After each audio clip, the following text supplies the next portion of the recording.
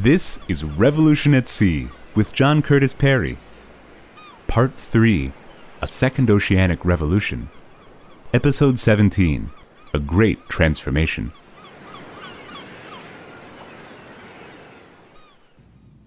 Now we go to Part 3, From Wood and Sail to Iron and Steam, A Second Oceanic Revolution.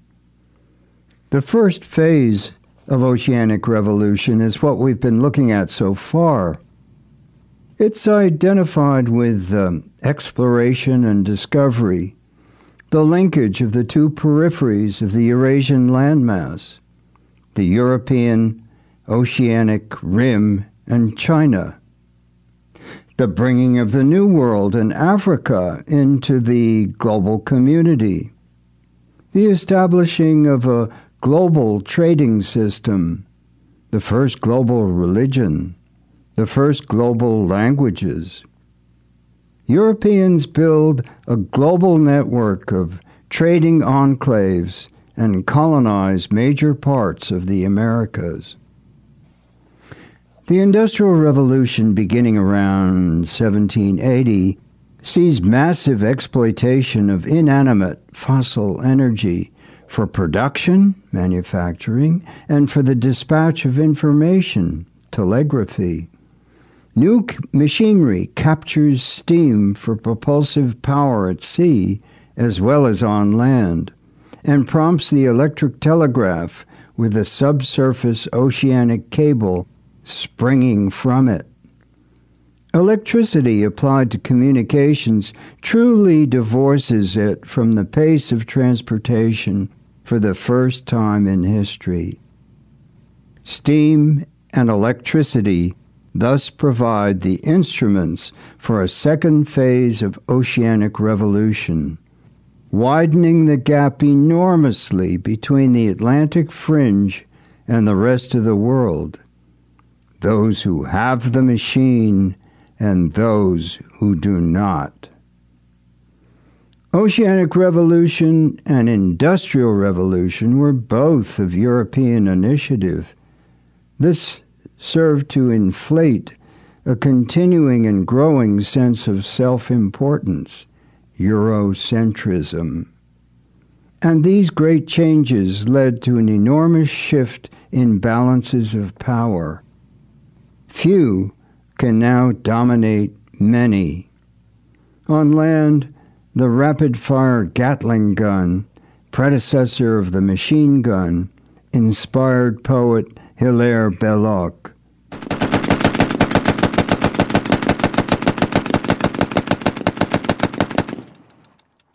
He wrote, "Whatever happens, we have got the Gatling gun, and they have not."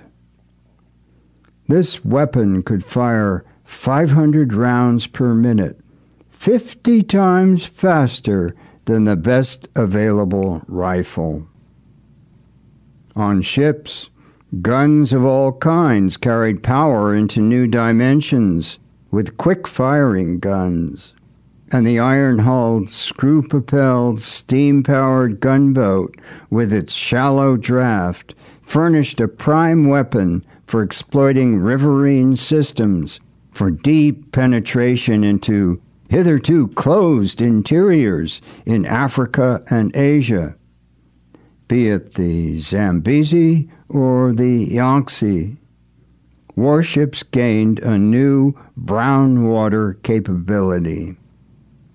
A prime example would emerge in the First Opium War in China, 1839-1842, in which the British gunboat Nemesis, fighting against Chinese junks, was described as a black snake among rabbits. Independent of wind and current, with her shallow draft, she could slither over sandbanks and close in on her hapless, becalmed, sail-powered targets. In war, steam power carried both strategic and tactical implications.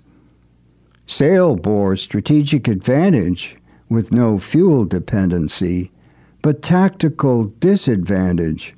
Ships moved at the mercy of winds, tides, and currents. Steam bore tactical advantage, but strategic disadvantage, carrying a new dependency, fuel. The steamship was tied to a network of coaling stations to service these needs. Britain held advantages in building an empire. It already held scattered territories, like the Portuguese earlier, but more so. Many of these, like Malta or Aden, did not develop into important modern commercial centers. Some were mere outposts, imperial confetti, but others, notably Singapore and Hong Kong, even as colonies, gained strong identities, becoming virtual maritime city-states, cosmopolitan urban ports, using English as a lingua franca. All formed an imperial network, an avenue of empire. Thus, bases provided a prime strategic resource. In addition, Britain possessed ample coal, the first nation to extract coal intensively. The pace of the Industrial Revolution was initially slow, but it accelerates, growing more by drift than by plan. Machines evolve from informal knowledge, from tactile and muscular experience as well as the visual. British engineering would incorporate the thrust. The impact was truly revolutionary both for the ocean as avenue and as arena, but as source too. Steam propulsion made fishing much easier. Humankind begins to deplete fish supplies. That slide towards the world of jellyfish and slime, which some experts now predict may face us. But few people were yet aware of the growing human impact on the ocean and its ultimate fragility. For the sailor, the change from sail to steam meant that seamanship came to seem less important than engineering. Those who had invested a lifetime mastering the traditional and arcane arts of seamanship felt threatened by the change and were instinctively hostile toward what some scornfully called the tin kettle. Old-timers grumbled that iron ships and wooden men were replacing wooden ships and iron men. The engine lowered dependence of man upon nature, making the connection less intimate. Steam power would dramatically alter the perception and nature of sea travel, from dangerous, protracted, and uncomfortable to relatively safe, predictable in duration, and potentially even luxurious. Steam power enables the North Atlantic world to exploit the globe in a new fashion, to gain control over an immensity of continental space in addition to oceanic space, because it enabled exploitation of that saltwater realm in a new way, giving easy access inshore as well as on the high seas, brown water as well as blue. Explorations are now more inland than maritime. Europeans build territorial empires in Eurasia and Africa, economic empires in the Americas, all linked to the homeland by the world ocean. This technological revolution from sail to steam, plus the new exploitation of the electric pulse, form a major punctuation mark in the flow of maritime history and of modern international history, with which pelagic history coincides, in which that history does so much to create.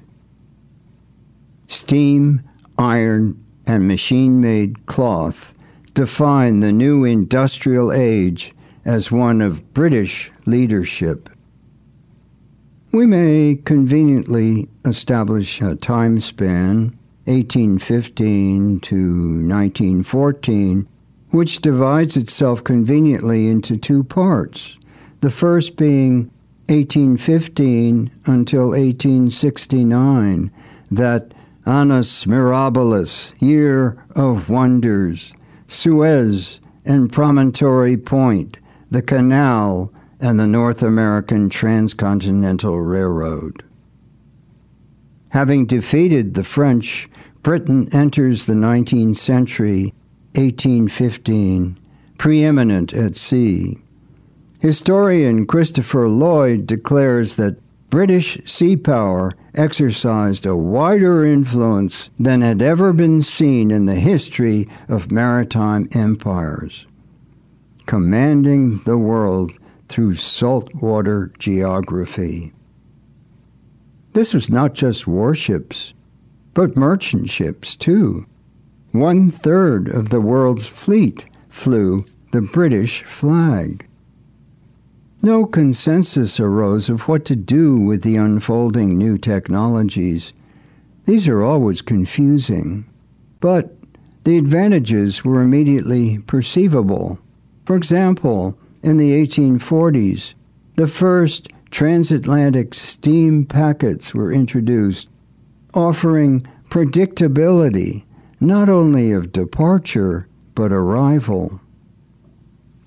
Navies in the period 1815-1869 were a hodgepodge of types, old and new. In the 1840s, Britain's Royal Navy continued to build sail-powered ships of the line. Admirals clung to the comfort of what they knew. They used steam grudgingly, but found steamships useful to carry dispatches or to tow sailing ships into action. In 1827, Navarino in the Mediterranean would be the last great battle of sailing ships. The British, French, and Russians against the Turks and Egyptians.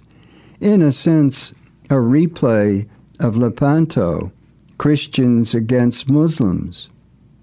In that last great battle of oar-powered galleys. In the early 1800s, we see a progression in hull construction from wood to metal, and in propulsion from paddle wheel and auxiliary sail to screw power from the bottom of the ship. Navies had rapidly learned that the paddle wheel blocked broadside fire, whereas the screw did not. With guns firing exploding shells instead of solid shot, and with rifled barrels providing greater accuracy, guns were far more effective. Armor plate introduces a contest between gun and armor, the offensive versus the defensive. Britain, France, and Russia, a poor third, were now the major powers at sea, and the British view those two as major strategic rivals because each could menace India, France by sea, Russia by land. The Royal Navy needed to be able to outfight France and Russia too, if necessary. It also saw a mission to advance science by charting the waters and to police the oceans, a moral force, upholding ethics and law, at least as the British defined them. Hunting slavers in the Atlantic, harrying pirates in the Arabian Sea. But the Navy could also be used to support a morally indefensible act. Crass commercial interests instituted the Opium War fought against the Chinese. Great Britain, thanks to dominating the ocean, became the world's first hyperpower, facing no real challengers, even within Europe or abroad. This became a prime fact of 19th century international affairs in the first half of that century. Incredible, is it not? A small island in the North Sea, accounting for 1/2 of the world's pig iron production in 1870, and 3/4 of the iron steel products on the world market. These were, of course, then the major indices of economic power. Coal-fueled manufacturing, and Britain was described as almost made of coal and surrounded by fish.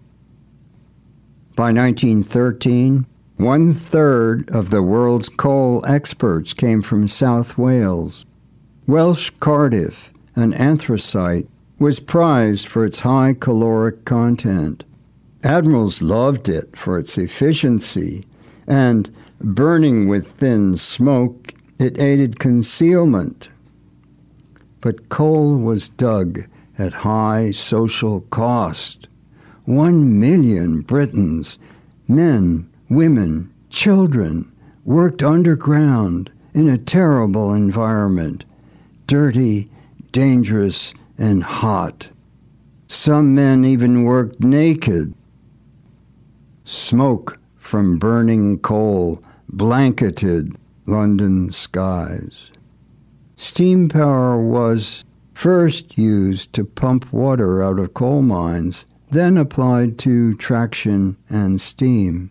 It becomes the engine of Britain's commercial industrial success. The pulse of economic life and the wealth it generated was derived from the power of steam. There grew a widespread perception of Great Britain as mistress of the seas, policeman of the world, with the Royal Navy its truncheon, paymaster of the Allies, with an immense power to borrow and disperse, and workshop of the world, the Midlands being analogous to today's China's Pearl River Delta or Yangtze Valley. Britain was the biggest manufacturer, the biggest exporter, the biggest investor, the biggest carrier that the world had ever known. And after 1865 and the collapse of the USA as a commercial maritime power, the British merchant marine was larger than all the chief rivals combined. With imports, the emphasis changes from cane sugar or bullion, spices or fine cottons, to raw cotton, phosphates, copper and tin, vegetable oils, sisal, jute, materials heading to factories. The British were increasingly dependent on food imports, wheat for the daily loaf, and the staples of the hearty cooked breakfast, one of the notable achievements of British cuisine, with bacon, bangers, and grilled kidneys. The British breakfast sets Britain apart from the continent, especially the French. Hogarth's Gin Lane may have faded as an image of lower-class urban life, but the poor lived on bread, margarine, tea, and sugar. To get a sense of this, read George Orwell's Keep the Aspidistra Flying. Britain made London the world metropolis, the world's greatest seaport, the world's clearinghouse. Just as Lancashire dominated cotton textiles, London dominated the money market. It retains much of this into the 21st century, largely because of the heritage of its oceanic past. But without ships, how long can London remain the global maritime capital, some ask? Canary Wharf, home to financial services, has never seen a ship. Traditionally, London was safe, unlike Amsterdam, even from the sound of gunfire. Refugees came from the continent, drawn by a stable polity and opportunity for economic betterment.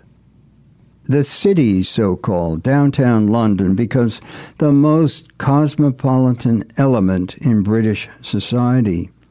Rothschild, Hambro, Baring, Schroeder are not traditional British names.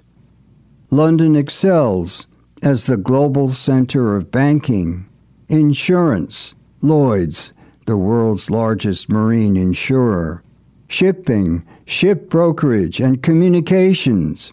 In the 19th century, it was telegraphy and undersea cables. British power rested ultimately on command of information flows. A new submarine cable network functioned as the brain and nerves of the organism. The British were the first to construct a global maritime telegraph system, which begins in 1851, spanning the Channel. It was centered on London and based on a strategic network of cable stations, forming a wired world flying the Union Jack. British capital financed the cable industry. British factories made the cables. British ships surveyed the routes. British ships laid the cable, and Britons owned the cable. Britain was the first polity to create a global telecommunications empire, with communications operating faster than transportation, and this became a primary sinew of British power. Information flows are largely unseen, not like a gunboat, a spinning mill, or an iron foundry, but an invisible force penetrating banks, offices, military headquarters, reaching into the foreign offices of rival nations, carrying their commercial and diplomatic secrets, secret to everyone but those concerned.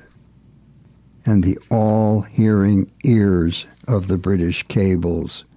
British knowledge and British strategic reach ensured that if wanted, the cables of any power, hostile or otherwise, could, if necessary, be tapped, cut, and spliced into British networks. Historian Daniel Hedrick observes that so tight was Britain's grip on world communications that it could not only block or read at will the most secret messages of its enemies, it could even use that information without revealing its sources. Never before in history had communications power been so concentrated and so effective. This, of course, pales beside the USA today, with the NSA as a key instrument of our national security state.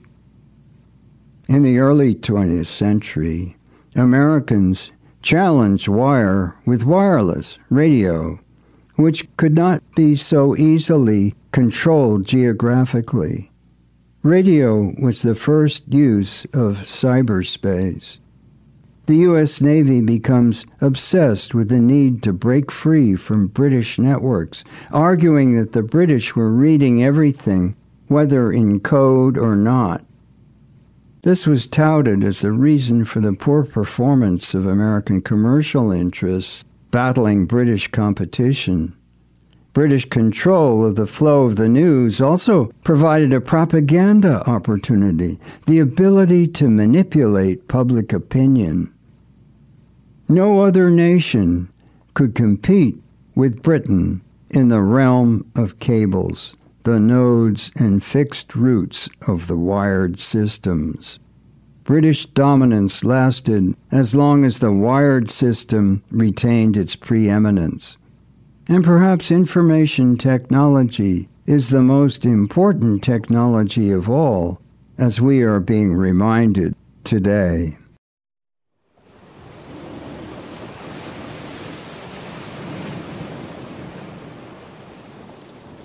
We hope that all of you on board will join us next time for episode 18, an exploration of a new maritime empire, one that Britons created in the 19th century.